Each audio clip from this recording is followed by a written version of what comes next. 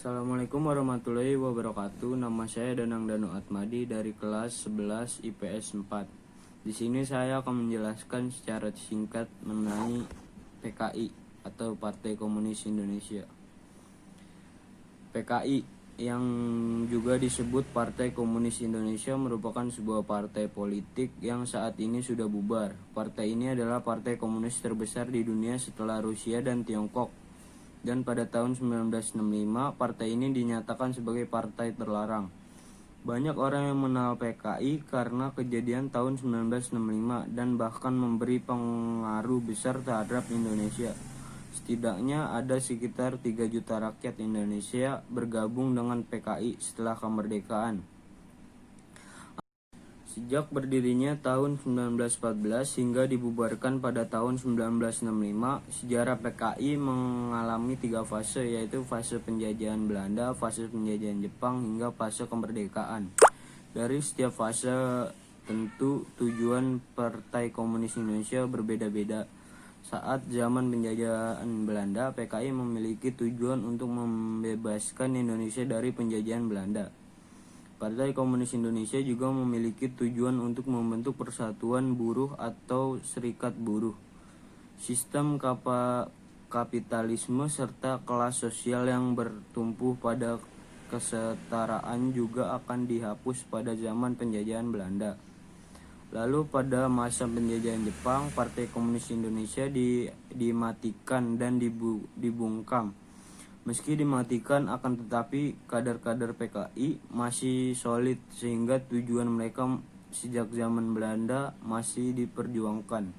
Dengan sekuat tenaga, PKI berusaha untuk bebas dari penjajahan Jepang dengan cara membelakangi Jepang.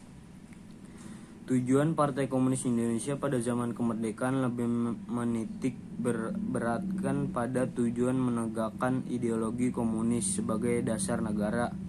Akan tetapi rencana ini terhalang karena negara sudah menentukan ideologi Pancasila melalui sidang BPU PKI.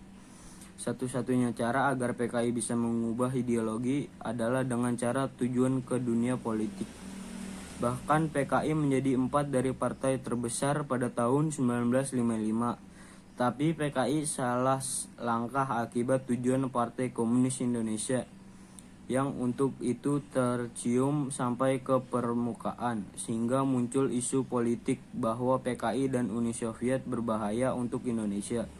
Sehingga pada tahun 1965 Partai Komunis Indonesia dibubarkan.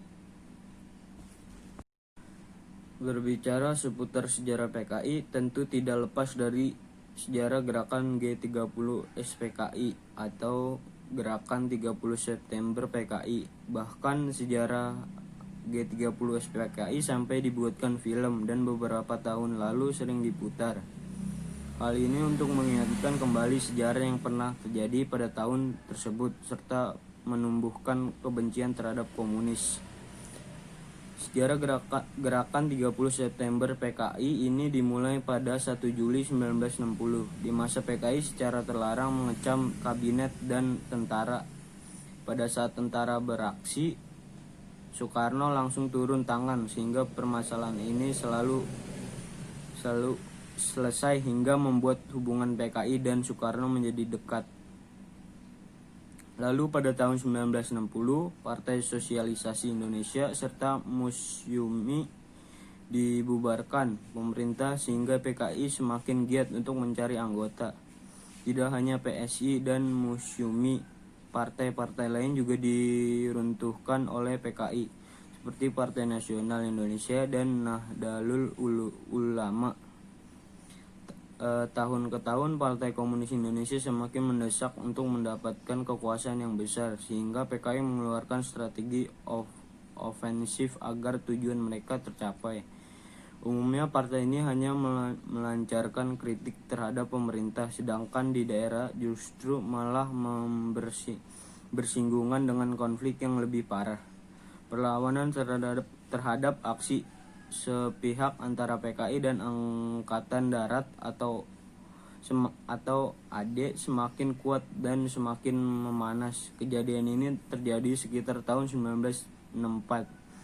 dan kritikan terhadap petinggi Angkatan Darat terus dilancarkan. Kemudian pertentangan antara PKI dan Angkatan Darat semakin memanas hingga pada 30 September 1965 yang memunculkan gerakan 30 September yang ditandai dengan penculikan para jenderal dan perwira. Bahkan sampai saat ini sejarah gerakan 30 September PKI masih disimpang siur mana yang benar dan mana yang tidak benar, sehingga kita sebagai generasi muda tentu harus lebih rajin untuk membaca berbagai sejarah tentang negara kita, yaitu Indonesia. Setelah mengetahui tujuan, tokoh, serta sejarah PKI, tentunya bisa ditarik kesimpulan bahwa dari kejadian ini tentu kita sebagai generasi muda jangan sampai melupakan sejarah. Seperti kata Soekarno, jangan sekali-kali melupakan sejarah, termasuk tentunya sejarah PKI ini. Sekian dari saya. Assalamualaikum warahmatullahi wabarakatuh.